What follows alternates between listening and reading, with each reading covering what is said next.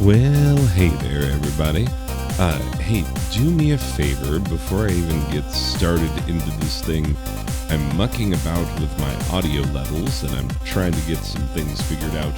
So if you could please, I've switched microphones and I've put a number of new filters onto this microphone in the settings and whatnot. I've done a lot of plugins, add-ins, done a lot of research on how to make this thing sound even better, because it didn't sound bad before.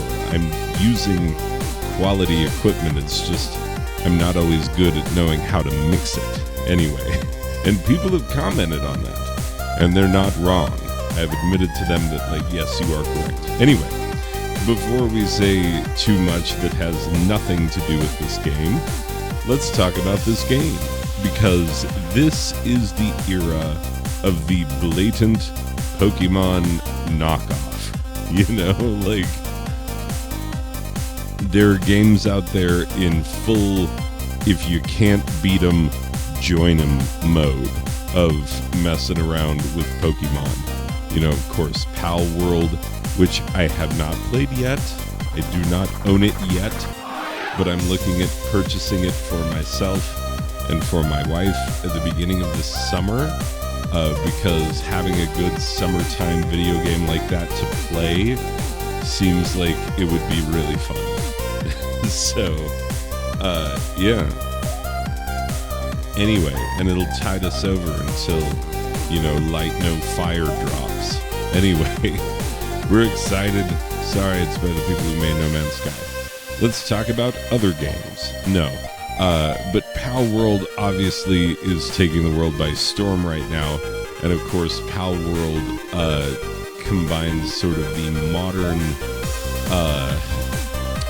Pokemon types with some of the more popular things happening in RPGs these days. I hear people saying there's a little bit of Breath of the Wild, maybe a little bit of Genshin Impact, which is Breath of the Wild with fan service, but Pal World is more that sort of a thing.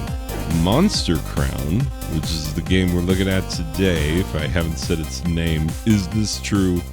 Did I make it 2 minutes and 37 seconds before I said the name of the game is Monster Crown? You should have seen this. I will have played the game's opening. Anyway, Monster Crown is like the old school Pokemons. You can see it in the influence, in the way the graphics look, the way that the monsters look. They are, they're not pocket monsters. They're just regular old monsters, and they follow you around. They don't disappear into your pocket. And here's the fun thing, is that they are semi-intelligent. They're not fully intelligent, and they are still monsters who, need monster stuff. But they also can understand the significance of a written agreement, of a pact, because that's what you carry around, or a contract, essentially. I believe they call them pacts. But it is a written contract. These monsters have run across a lawyer, and they're like, look, we deal with fangs and teeth and whatnot, but paperwork and lawsuits, forget about it. We are terrified of that nonsense. We'd rather just join you and have you level us up and become part of your entourage of scary monsters. Yeah, so it's a whole thing. Interestingly, this game seems to have, at first I was ugh, are you allergic to grinding, you grindy game? Because clearly you are a game that is meant to grind.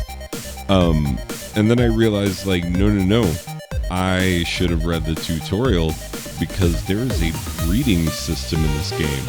And that is why, when I loaded this thing up, I was like, how does a Pocket Monsters clone take up like 2 gigabytes worth of storage when its graphics are like very 8-bit, you know, like how you take it up that like 2 gigs, really?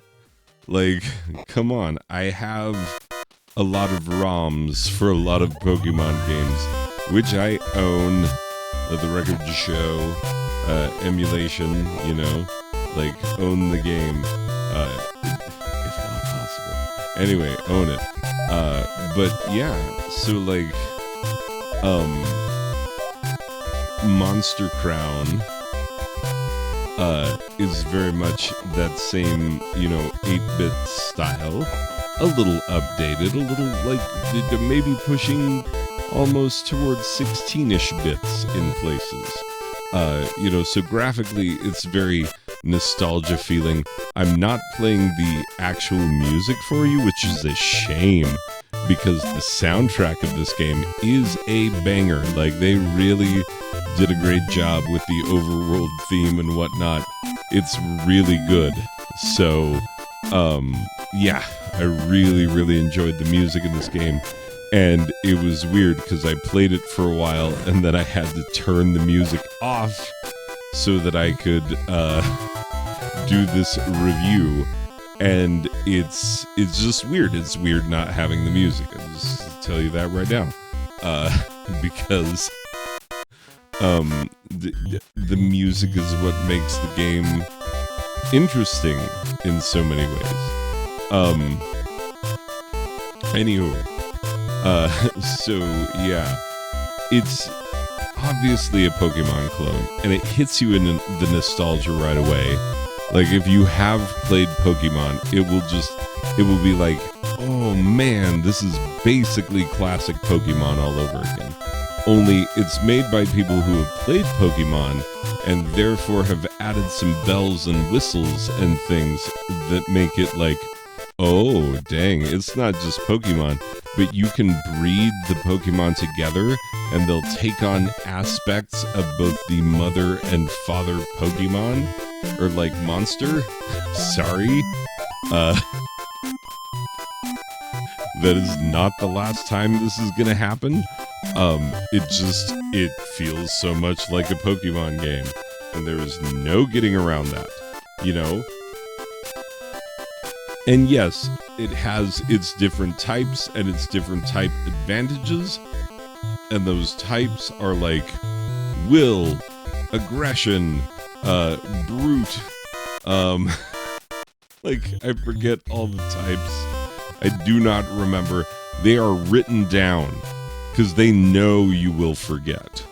Like, so when you go into your menu settings, it's like the second thing. It's like, okay, we know you're going to forget this because we can't use the Pokemon types because we already look exactly like a Pokemon game. There's so much we can do before Game Freak, like, straight up sues us. So, these are the types. They are not the same as the ones that you are used to, but they do have a paper, rock, scissors, like, type advantage.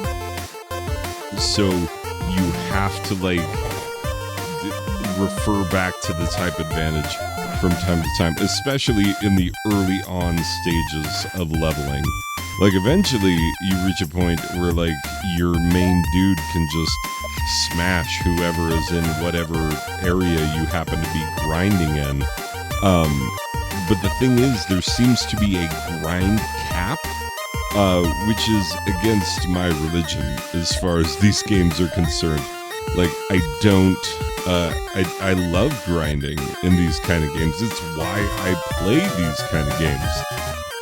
I like just being the obsessive trainer who, through sheer force of will, turns their monsters into absolute monsters, you know? Like, that's what I do, and I can't be the only one. I cannot be the only one. And so, yeah, like, once my creature, my main dude, hit level 9, he just plateaued off, and I, like, could not get progress on him. And so I started offering contracts to other dudes, which I lost. Like, I lost to all the other dudes because the number one thing that people complain about with this game is that it is glitchy. And yes, it is, because, you know, there was a dialogue that I was supposed to have with my mom earlier in the game, but I didn't have it because I skipped it because this was not my first time playing this part. And so having skipped it, when I decided to go back and do it, because it's about the synergy power, that, like, you know, when you're fighting bigger foes and you're switching between your dudes, the switching causes the synergy to go up, which causes the defenses to be better and the attacks to be better. Like, you can, you know, build a synergy with your team, and even though you're slightly lower level, you can take on some higher level monsters, you know. And I got some, not too much, but a little bit of synergy going when I beat the walrus dude, which I forgot to do the first time around. Well, I forgot to offer him a contract when I got him really low, because I just got into a rhythm, and then on that last time that I hit him, I was like, oh, I should have offered him a contract. So I did. I offered him a contract on the last one, and then I get my first boss becomes a member of my party, and that's really cool. That's a really cool thing to be able to do. And so, you know, it's like picking up that Snorlax that's in the middle of the road, you know, like you just, there are certain things where, you know, getting a big dude early on and you feel cool, and all of a sudden, like, you're grinding a little bit better, you know. And it did. It made the grind for, you know, I then, because after having that conversation with my mom that I was meant to have earlier in the game, it reset my progress back to where it would have been if I had had that conversation in what the game considers the correct order. And this is why, like, people talk about this game and they're like, it's beta version type glitchy. And I see that, like, totally. Okay, I'm picking up what you're putting down. Because at first I was like, oh, it's playing fine. Like, I don't have anything to say about it. And then there were a few graphical things that were a little glitchy. And then that happened where, like, it literally reset my progress. But then because it allowed me to pick up my first boss as a party member, I just went with it. So I did lose some progress that I had really grinded for, because I had like 4 party members and they were up to like level 6, and I just lost them. I lost every single one of them. And so yeah, it heartbreaking. Like, the glitch took my progress. But I assume if you save your game fairly frequently, that, like, you'll be able to recover your progress. But we all know how it goes with, oh, just remember to save your progress in an RPG. Like, if you play old RPGs that might, you know, just like decide to close in the middle of a game for no reason, where they'll just be like, I don't know if I'm compatible. And you're like, but I was playing you. And they're like, not from where I'm standing. Close. And you're like, man, Diablo 1 is such a great game. Like, I wish it wouldn't do this to me. Yeah, anyway, and it is such a great game. I am not wrong. But anyway, so the you know, that feeling of like just having it close randomly, you know, yeah, it happens with old games, you know, that are playing in like compatibility mode and stuff. And so the problem with it is that, like, you shouldn't have that feeling from a commercial release, like, ideally. And secondly, we all know from our experience in RPG gaming that you should not have to rely on the save too heavily on regular saving by yourself. You better have an autosave, because you will forget to save some progress, and without a decent autosave, you are going to be so mad when you lose that progress. And so the fact that I was a little farther than the video footage is showing, but that's only because I had made some choices. Anyway, regardless, we made our choices, we dealt with our choices, but on the plus side, it shows you a little bit earlier in the game than you would otherwise be seeing, so you're seeing me learn some things. If you're reading the text boxes, you're learning game mechanics as they are happening and stuff. And so there's a value in that. If you're looking at this and you're like, boy, I really like classic Pokemon, and gee, I sure would like to play a new game with a butt ton of monsters, a stupid number of monsters. Because again, with the breeding system, it's you're gonna end up with so many monsters, and that's most of this game. You know how there are some roguelikes that are too built around their own procedural generation mechanic? You know what I'm saying? Where it's yeah, but there needs to be a rest of the game around this mechanic for it to really work. Monster Crown, there's a story, it's half decent. I actually like the idea that the monsters are entering a contract, and that once they enter a contract, they're in good with you, and then if you're ever not using them, you send them home to the farm, and then you can retrieve them later. And there's a banking system, very similar to the computer system in the Pocket Monsters games. So all of the elements are there. And it has a really good soundtrack that you're not hearing, that I wish you could hear without me getting demonetized. Because I'm getting closer to being monetized, so this is something I actually think about nowadays, which is weird and probably makes it all worse. Anyway, but the fact is, this is so very close to a classic era Pokemon feel that you're gonna love it. And then it's gonna glitch out on you and you're gonna be like, what? I paid money for this. But if you get it on sale, it's a decent game to get on sale.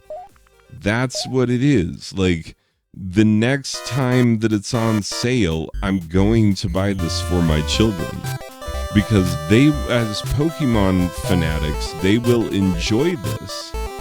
And they will, live with the glitches. Because you have to, in order to get the, crazy butt ton of Pokemon. I mean, Monster Crowns. I mean, whatever. So, yeah, it is it's an interesting game. That's what I'm gonna say about it. It's an interesting game. And I played it, I got way more gameplay footage than I really needed. Because I just kept playing it. I forgot that I was recording, and I was just playing, and I was like, oh, I should probably push stop sometime soon. So, if that's any indication, it's one of those type of games. So, what it's got going for it that it's good is really good. What it's got going for it that's not good is really annoying. So, what do you do? How do you solve a problem like Monster Crown? Let's put a final score on it. And so, for a final score on Monster Crown, we are declaring that this game is getting a 7.5 out of a possible 10 little yellow rectangles. I myself have a little green rectangle, and I would have put that except for the background is kind of greenish and needed an offsetting color, so I chose the yellow. Anyway, so yeah, this game is good enough that it is a recommend. I do recommend it. I recommend buying it on sale, number one.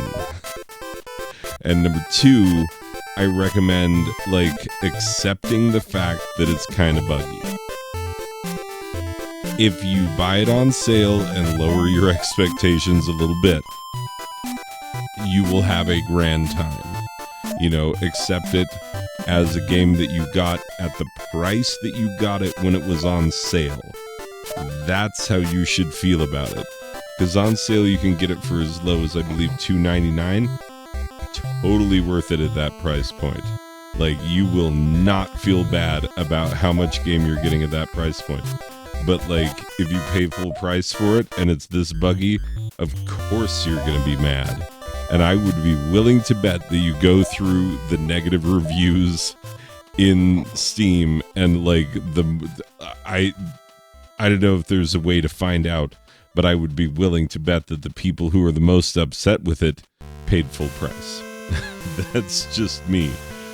Because they see oh dang, it's a Pokemon game, but it's classic Pokemon, and it's really well reviewed by most people because it is.